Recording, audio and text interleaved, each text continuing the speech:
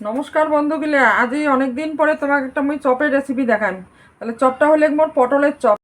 ওই চিংড়ি মাছটা দেন, কাঁচা লঙ্কা আর একটু আদা দিন, দিয়ে একসঙ্গে বাটিয়ে নিন, ফেলা করে কাটে নিন।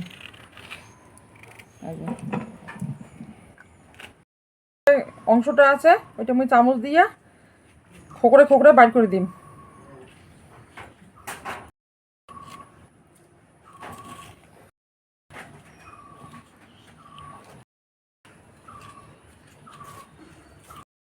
অংশটা ওইটা মুই এলে বাটিয়ে নিন।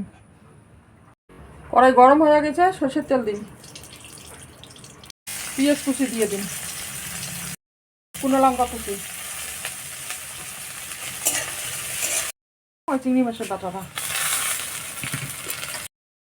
এটা ভিতরের পটলের না ভিতরের অংশটা।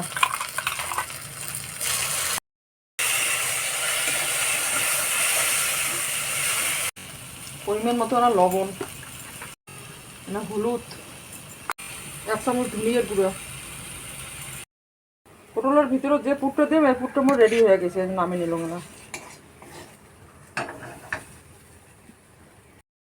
আতপ চালের গুঁড়ো আমি একটু টেকি নিলাম,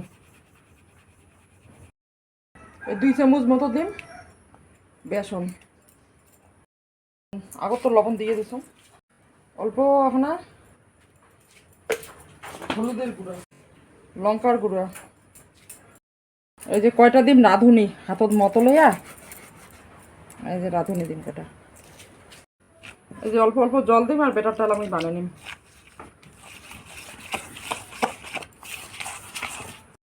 হয়ে গেছে, বেটারটা রাখে দিলাম। তাহলে পটলগুলো আমি পুরটা ভরে নিম।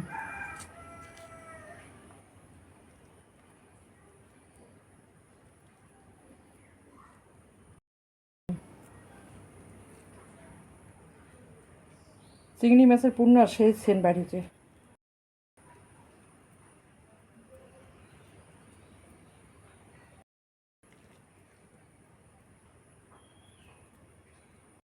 গরম হয়ে গেছে, কড়াই সাদা তেল দিয়ে দেন পটলের চপ ভাজার জন্য। এই যে পুর ভরা পটলটা মুইলা বেসনত বেটারটা চুপি নিম, তেলও ছাড়ে দিন, সবগুলো এমন করে দিই মেলা।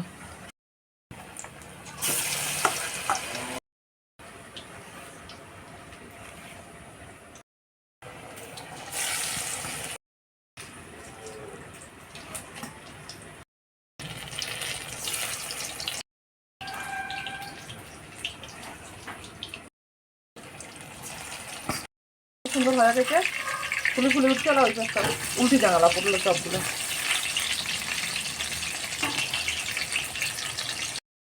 পটলের সব রেডি, নামিয়ে নিলাম মুইলা চিংড়ি মাছের পুর দিয়ে। মুইলা এমন করে ভাজে নিন। পুর ভরা পটলের বড়া মোর রেডি। পটলের চিংড়ি মাছের পটলের পুর ভরা চপ মোর রেডি হয়ে গেছে। দেখলেন তো কত সুন্দর চপ, সেই সুন্দর ফুলে ফুলে উঠছে। এই যে দেখো একটা ভাঙিয়ে দেখান, এই দেখো কত সুন্দর হয়েছে, খাইতেও যা টেস্ট না চিংড়ি মাছের চপ। একদিন হলেও কিন্তু এই মতন রেসিপিটাকে তোমার করেই খাবেন, এই পটলের চপটা চিংড়ি মাছ দিয়া, সেই টেস্ট পাবেন।